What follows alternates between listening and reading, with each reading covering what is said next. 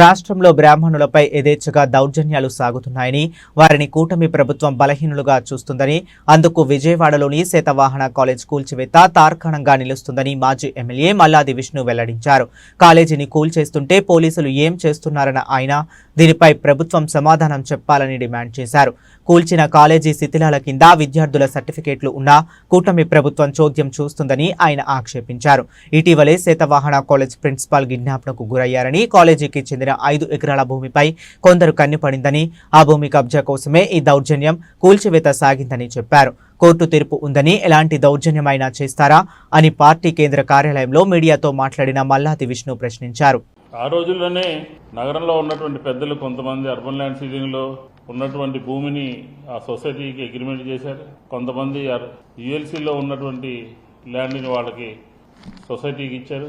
అప్పుడు ఇచ్చినప్పుడు మంచి ఉద్దేశంతో విద్యా సంస్థల్ని ప్రోత్సహించాలనే ఉద్దేశంతో ప్రారంభమైనటువంటి వ్యవహారం రాను రాను భూమి విలువలు పెరుగుతున్నటువంటి సందర్భంలో తెలుగుదేశానికి సంబంధించినటువంటి వారు, అందులో ప్రముఖ ఎమ్మెల్సీ ఒకరు, అలాగే భూమి ఇచ్చినటువంటి సందర్భంలో వారు పెద్దలు, వాళ్ళ వారసులు, పెద్దలు వాళ్ళకు తెలియకుండా చేశారని కొంతమంది వారసులు, వీళ్ళందరూ కూడా పోయి ఆ సొసైటీలో ఉన్నటువంటి వ్యక్తులు 2 వర్గాలుగా చేసి వాళ్ళని భయపెట్టి ప్రలోభపెట్టి దాన్ని రకరకాలుగా ఆ సొసైటీ నిర్వీర్యానికి 2 వర్గాలుగా విడిపోయి ఆ సొసైటీ కీర్తి ప్రతిష్టల్ని, విద్యా వ్యవస్థని, విద్యార్థుల్ని, ఉపాధ్యాయుల్ని, ఆఖరికి ఆ ప్రాంగణంలో ఉన్నటువంటి బిల్డింగ్స్ని కూల్చినటువంటి పరిస్థితి అక్కడికి పోయి చూస్తే చాలా హృదయ విదారకమైనటువంటి పరిస్థితి కనపడుతూ ఉంది.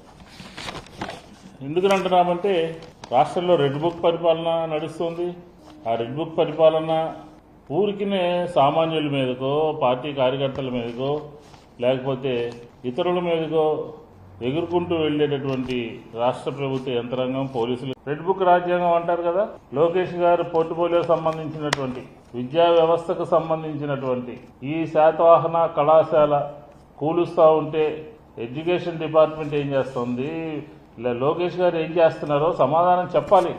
కాలేజీలు కూల్చడం ఏంటి, విద్యార్థులకు సంబంధించినటువంటి సర్టిఫికేట్లని బుల్డోజర్లతో తొయ్యటం ఏంటి, ఉపాధ్యాయులకు సంబంధించినటువంటి సర్టిఫికేట్లని కుప్పగా పోసి దాని మీద మట్టిగా తొయ్యటం ఏంటి, ఇది ఊరికి సామాన్యుల మీదకి వెళ్ళి హడావుడి చేయటమా? ఈ భూదందాకు సంబంధించినటువంటి ఈ నగరంలో దీనికి సంబంధించినటువంటి దాన్ని అదుపు చేయలేనటువంటి పరిస్థితిలో, కళ్ళప్పుకిచ్చి చూస్తున్నటువంటి పరిస్థితుల్లో ప్రభుత్వం ఉందా అని చెప్పని నేను అడుగుతా ఉన్నాను.